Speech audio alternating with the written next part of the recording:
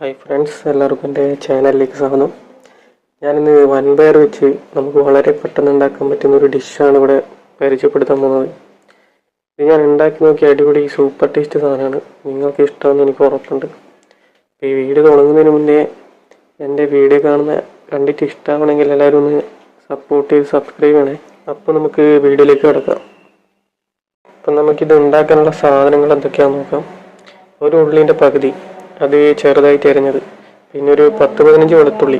വെളുത്തുള്ളിയുടെ തൊലി കളയേണ്ടത് ഒന്ന് ചതുക്കി എടുത്താൽ മതി. പിന്നെ കുറച്ച് കറിവേപ്പില, ഒരു 3 പച്ചമുളക് ചെറുതായിട്ട് അരിഞ്ഞത്, തേങ്ങ, ചെറുജീരകം, പിന്നെ മഞ്ഞൾപ്പൊടി. ഇത് 3 കൂട്ടി ഒന്ന് മിക്സിയിലിട്ട് ഒതുക്കിയെടുത്താണ്.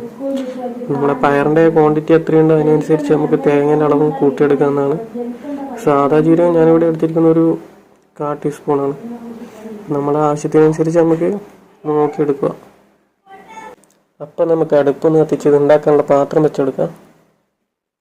അപ്പം നമ്മളെ പാത്രം ചൂടായി വന്നിട്ടുണ്ട്. ഒരു 3-4 ടേബിൾ സ്പൂൺ വെളിച്ചെണ്ണ, എല്ലാം കൈക്കണക്കാണ്. ഇപ്പോൾ വെളിച്ചെണ്ണ ചൂടായി വന്നിട്ടുണ്ട്. അപ്പം നമുക്ക് ആവശ്യത്തിനുള്ള കടുക് ഇട്ട് പൊട്ടിക്കാം. കടുക് പൊട്ടിയ ശേഷം നമുക്ക് വറ്റൽമുളക് ഒരു 3-4 ഇട്ട് കൊടുക്കാം. ഒന്ന് ചെറുതായി ഇളക്കി കൊടുക്കുക, ഒന്ന് സെറ്റാവട്ടെ.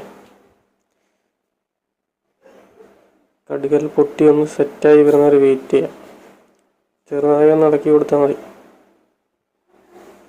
അപ്പോൾ ഇനി നമ്മൾ നേരത്തെ എടുത്ത് വെച്ച ഉള്ളി, പച്ചമുളക്, വെളുത്തുള്ളി അത് പാത്രത്തിലേക്ക് ഇട്ടെടുക്കുക.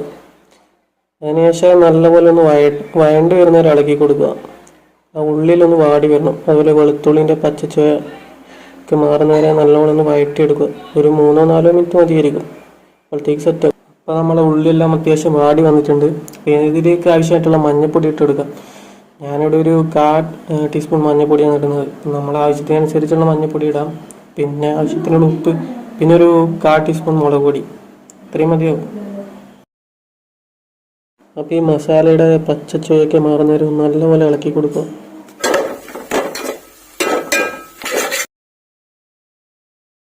അപ്പോൾ നമുക്ക് ഇനി ഇതിലേക്കൊരു 3/4 ടേബിൾ സ്പൂൺ ചിക്കൻ മസാല ഇട്ട് നല്ലപോലെ ഒന്ന് മിക്സ് ചെയ്ത് കൊടുക്കാം. ഈ മസാലയാണ് ഇതിന് പ്രത്യേക ഒരു ടേസ്റ്റ് കൊടുക്കുന്നത്.